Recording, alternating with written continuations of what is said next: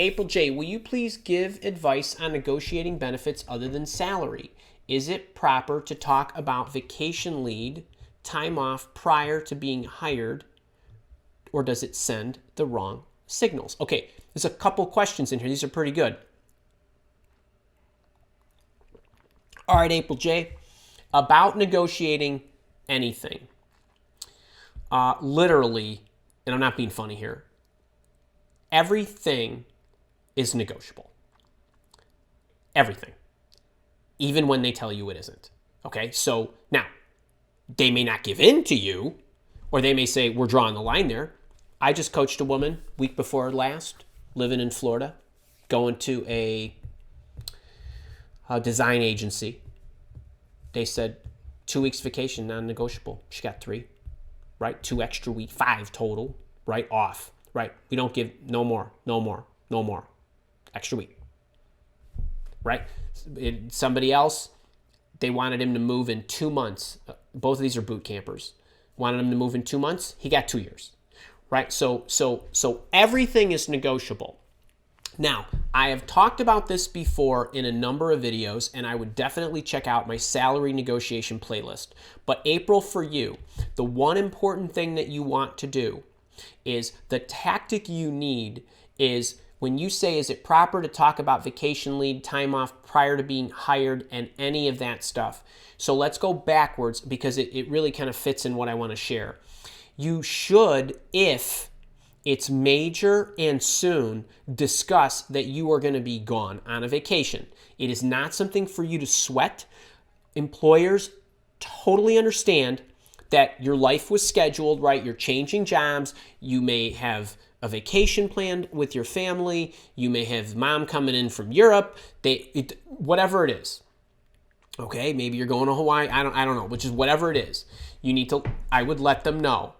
In 99% of the cases, it will not be an issue. Okay, now, there are some organizations that it might be a little uncomfortable. They may say, well, you know, you're only going to be able to have 3 weeks vacation in the first year, and you already have a month planned in August to go to Europe, whatever it is, you're going to have to take unpaid leave for a week. Okay, well, that's entirely up to them, and you can figure that out. But to address your first question, never negotiate anything, and I mean never and anything, until you get down to the end. Okay, so tactically, when you say negotiating benefits, I don't care if you're negotiating vacation. I don't care if you're negotiating profit sharing percentages, 401k matches, personal time, working from home, anything any of you can think of. None of it should be negotiated until the very end. And why is that such a big deal? Well, number one, and I've said this till I was blue in the face, is you want to do it when your stock is highest, so you are increasing the likelihood that you will get what you want. However, secondarily, and just as importantly, is you want to show up to the negotiating table not having taken a thing along the way. Because what does that do? So let me give you an example. And I've talked about this one a few times. But whether it's benefits, whether it's vacation time, whether it's work from home, whether it's the relocation time, the relocation expenses, the relocation payback period, anything, restricted stock units, incentive stock, you name it all. If any of that is discussed and granted to you before you get to the negotiating table, you are already in debt. Okay, what do I mean? Well, Andy, we really only have a 2-week vacation policy. Oh, I'm coming from this company and I got 4. I know 4 might be a stretch, but 3 seems more appropriate. You know what, Andy? No problem. For you, we're going to make an exception, 3 weeks. All right, now I owe them one back. All right, because they gave me something. I took it. All right, I don't really want to come into the office 5 days a week. Can we make it 3? Well, we really want everybody in the office, but for you, okay. Now, this doesn't happen all at once. A lot of times this is sprinkled in along the way. So what are you doing? You're taking. So you're putting yourself in a hole and you don't even know it. Now you get to the end. But April, you didn't want 100,000, you wanted 110. You didn't want a $10,000 bonus, you wanted a 20, right? You didn't want 2 weeks vacation, you wanted 4. You didn't want 1% profit share match, you wanted 2. You needed additional benefits for whatever. You needed vacation leave early. Now imagine you're going to go through all this. You have a greater likelihood when that is a consolidated package.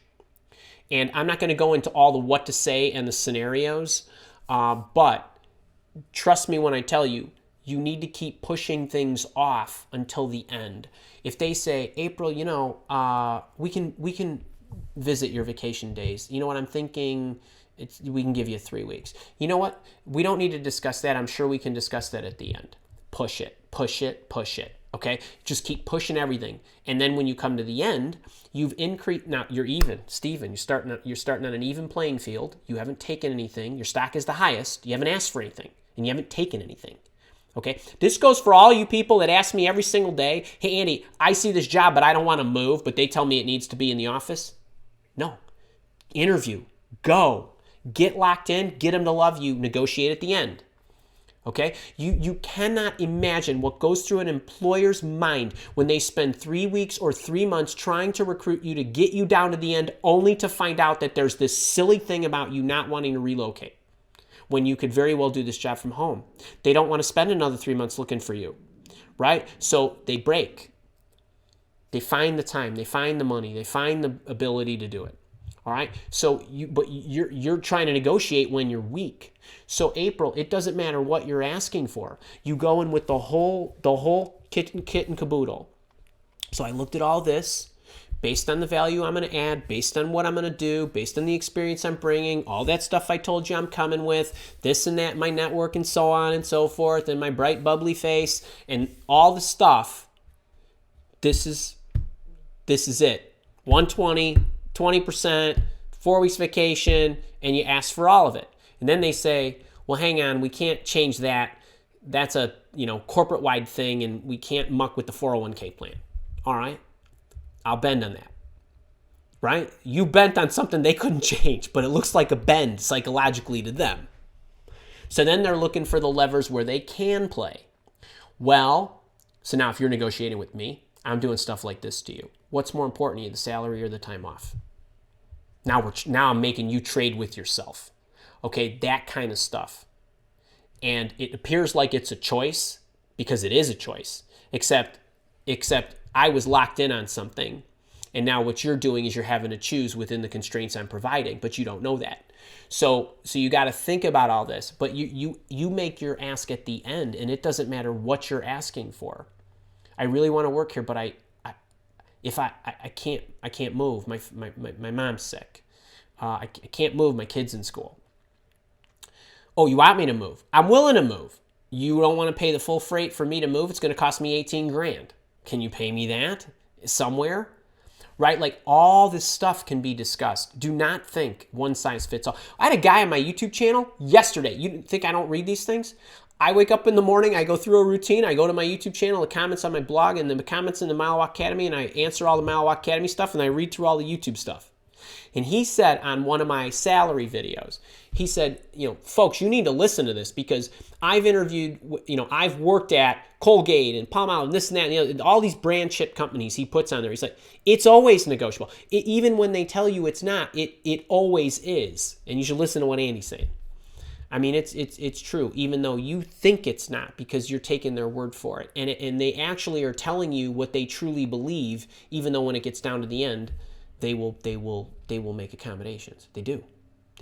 All right, April, hope that helps. I know salary negotiation is a big one for everybody.